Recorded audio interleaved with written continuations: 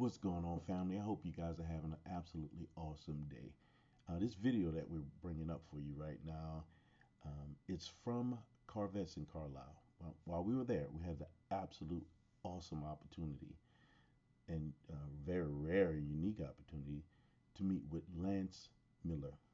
He's the son of Elliot Miller, one of the founders of Corvettes in Carlisle. Now, during this visit, we were able to tour his garages. He has two garages that's near the property that are absolutely spectacular. Not going to go into the details right now. The following this, you get a chance to see what we saw. So sit back, grab you some popcorn, put your ears real close to the speakers, and enjoy. Peace. That's the way it was, but I didn't realize how lucky I was till after he passed, and how many of my friends were just like, oh my gosh, your dad's great. We're gonna do events to help your organization. So we formed a foundation and had a lot of fun doing it, and we celebrate his life and have fun about it, and we still do it 20 years later. So it's all good stuff. So he always did something that I enjoyed. I was a guy over there and literally weed whacked the entire facility. I've driven a tram over there. I put in, there's this every 10 feet. I took them out, put them in because we used to rent the property. They bought the property back in '82 time frame. And I was just always here. This was my life. This was normal. Like, I got to hang out with car people every single weekend. I was just like, this is great. This is normal. My normal kid life. Everybody does this. Yeah, and I had cars surrounding me all the time because my dad's like, hey, I got another car. That was normal. Let's go race on the street. Yeah, cool. I'm the little kid in the seat. And in fact, getting into that, this is a 64 Cobra. And the reason I love this car is because he bought this in the late 70s, to give you an idea. So my dad used to drag race down the street in York, Pennsylvania, and this was always the car to beat. So I sat in the passenger seat on the lap of his best friend, and I remember him just saying, get down, and I'm like, what? And I'm like smashed down, and like right by the, shifter, and I'm like smashed down, and he's like, cops, This is normal. So a lot of cool stories like that. So I figured I'd at least go through and share. They're not all like as cool as the Cobra, but I mean, you get the point. Yeah, it's a neat car, all original car, just super low miles, and he would take it out every now and then on the weekend and blast around. So that was normal. Another cool story is one of our team members, he was in charge of our maintenance department, and he actually had retired probably 3 years ago. But this is like his all-time favorite car, and I'll never forget. I was driving around the fairgrounds, and I see him. I'm just pull up next to him. He has his hammers, and I said, "Dude, get in." And he's like, "What?" He's like, "I'm not getting in that car. You're crazy." He's like, I can't get in the car." I'm like, "Dump your stuff off. Get in the car." He gets in, and I just hammer the living crap out of this thing. And it's got old radials on it. Just smoked the tires, and he looks over at me. He's like, "Are you effing out of your mind?" And I go, "Will you remember this?" And he just looked me dead in the eye. He's like, "For the rest of my life." That's what it's about, man. That's right. One go around. So, that's right.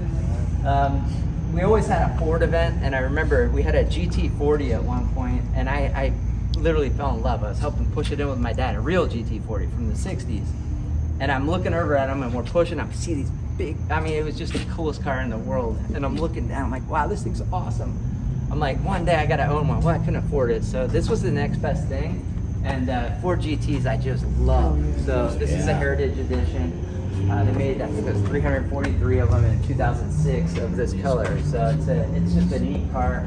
Obviously, you can tell I really like them because they're throughout. But the cool part about my job is it's not all about Corvettes. So I can go to the route too. And I can go anywhere, so it's fun, I get to jump around, and I'll sell things, and I'll buy things here and there, just whatever my flavor is. So it's a lot of fun. We always had a Ferrari in our collection, so I kept the one that he last had. He loved Magnum PI, so it was one of those things. He's like, I got a little 328 GTB. 328 GTB. So it's 89, just pretty car. The B is obviously a hard top, versus the S has the open air coming in. Underneath it, I have a little garage in Ocean City, New Jersey. That's where I live and grew up. And I figured I'm gonna find a badass little car. So the 1M was always a neat one. So I researched it, and I'm like, I'm gonna get one. So I bought it, and then I watched my daughter pulling out a bike. That's his floor scooter. I'm like, nope, I'm pulling it in here. So there it is. It's not really a collector car, but it's something that I loved and I didn't want to get rid of, so I kept it. So that's this garage. If you guys have any questions, just hit me up. And if I'm boring you, just walk away. Yeah, it's a 289, so nothing is done. I know, right?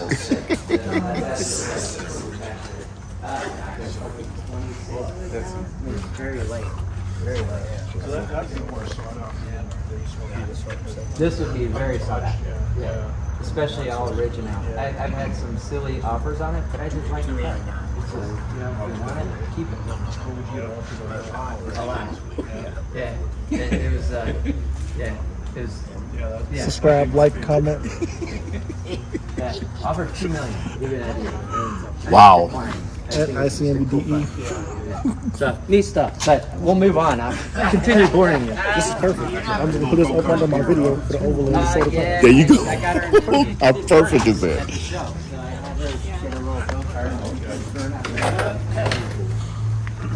So I promise I won't go into deep territory to tell you everything. You really need to work. So I'll keep it top line, just cruise through it. So the Challenge Series is pretty cool. Did you guys ever hear that? Corvette Challenge Series? They did it in 88, 89. The reason they even created the Corvette Challenge Series is because Corvette literally got kicked out of the series because they were punishing Lotus, Porsche so bad every single race that they all got together, kicked them out. Yep. So they formed a series called Corvette Challenge Series. Well, I was a kid watching all this and I'm like, these are the coolest cars ever. My dad felt the same way, so he started buying them, then I started buying them. And this was one that was never raced, so it was meant to be a backup. So if the cars were crashed, really like total, this would have been the car they'd take out and drive. So the team would have to go buy it and drive this to finish the series. So it was never run, and my dad and I would split every mile on it. So special car to me, you know, just having fun and splitting the mileage, and that's what it's all about, you know, enjoying it together. Yep.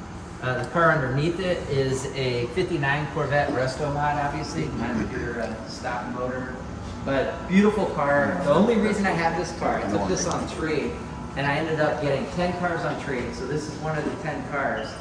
And my daughter walks in and she's like, I love this car, so that's the reason it still sits here. So she's 14, her middle name's Corvette. Oh wow. That's what's up. So yeah, comes by honest. So a neat car, so I just took this to the beach and back, and I found out that it made it, so that's good. So it's a cool car, just fun.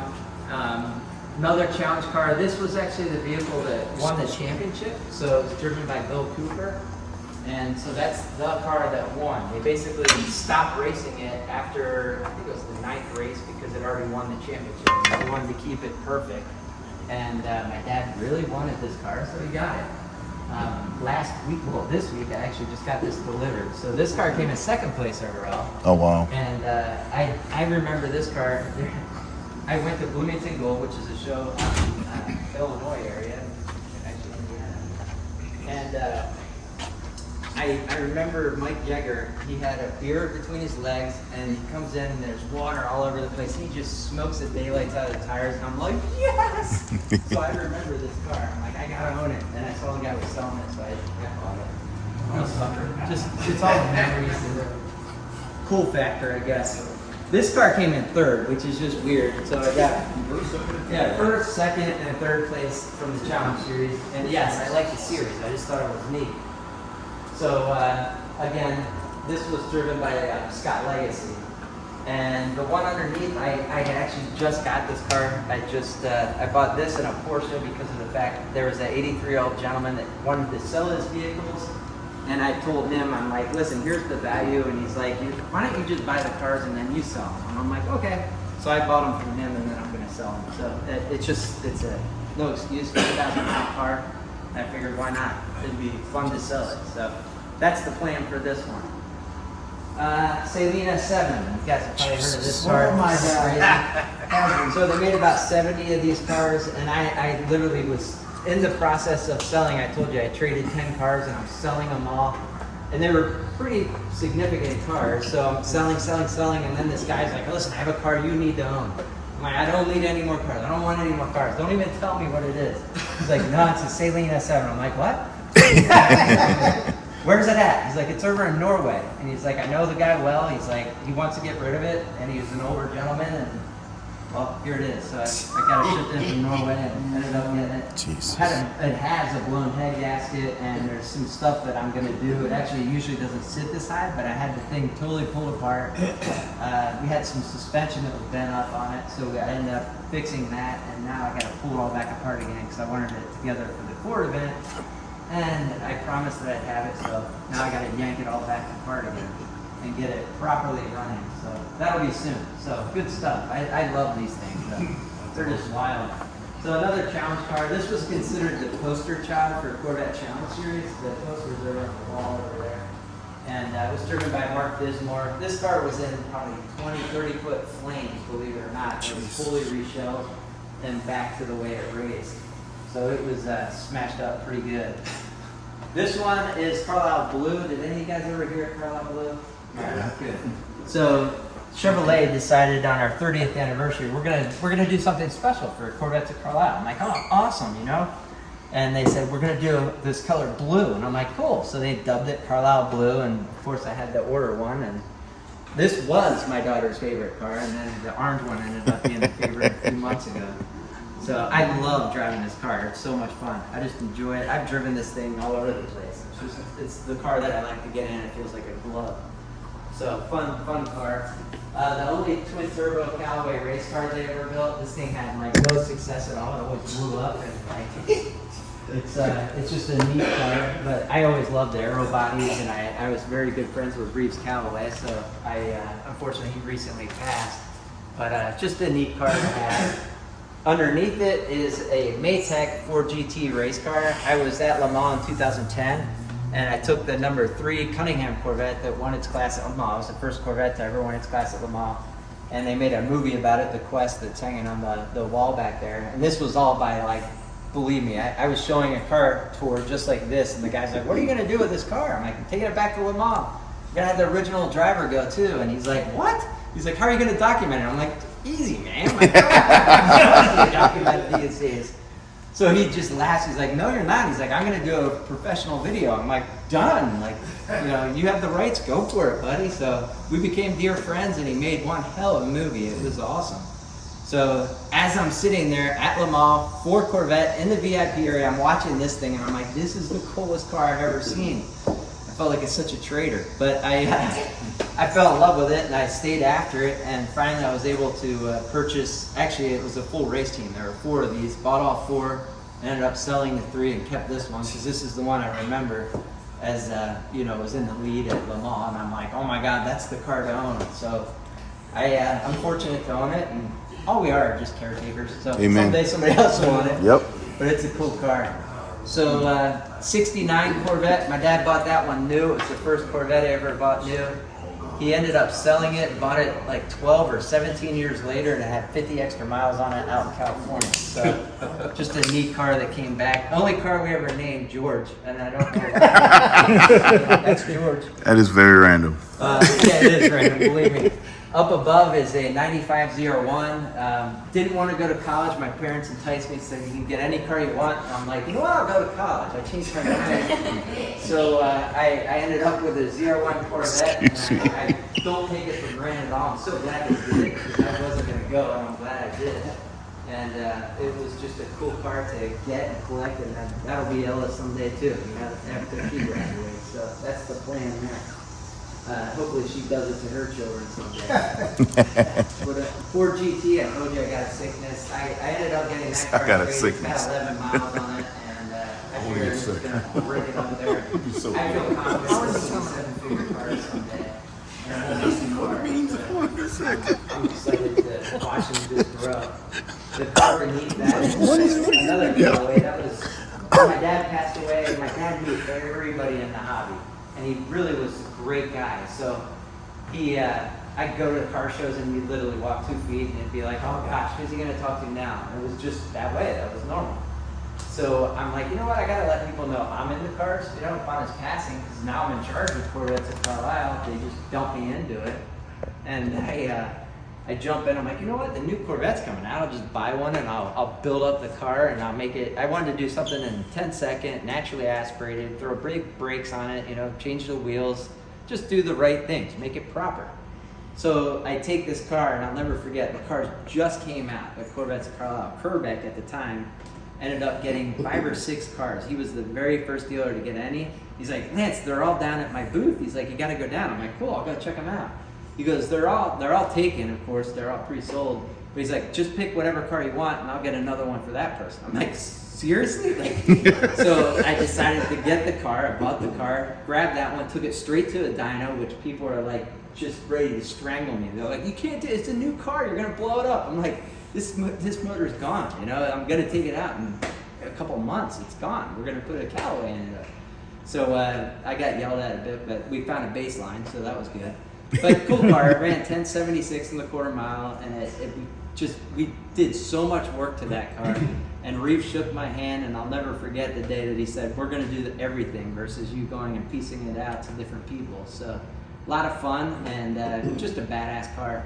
And it's a great memory, and it's one of those things that got in every single magazine. It did its job. It got Corvettes of Carlisle out there. We dubbed it the Carlisle Callaway Corvette. And it's just C-Cube 6 is really what they called it. So neat car. So learned a lot going through the process of getting lots of magazine coverage. R9G above it, it was meant to be a race car, but they had never converted that car. So it's just a different type of car. It's in the wrapper, it's got no miles. My dad thought it was important that he gets one that's not converted, and there it is. So it's kind of neat. The one below it, you guys know what that is, Z06. So it's a fun car, really enjoyed it. And I'm sure you guys can talk more about the Z06. I only got a couple thousand miles on mine. How many do you have? Almost 3,000, and 1/3 of that was in the past 2 days. And you love it? I absolutely love it. Yeah, it's a great car. It's magic in its own way. Yeah. So if you guys have questions, hit me up. But again, feel free, just cruise around. I figure I gave you the 2-cent tour, and hope you enjoyed it. Again, thank you guys for being here. Thank you. Thank you. So the other one, 2002? Well, I got the Porsche too, but it's a Target, it's an 86 Target. This thing is perfect. I mean, when I got it, I'm like, I gotta get it. You know how we do, baby. Y'all know we don't do the norm around here. No, sir. Ooh, look how that sun kissing it. Look how that sun kissing it. Sheesh. Y'all know we don't do the abnormal around here, bro. Why is that, man? We were designed from greatness. Guys, because we were designed from greatness, guys, you have the right, the responsibility to never, ever, ever be average. So guys, don't be average. Yeah.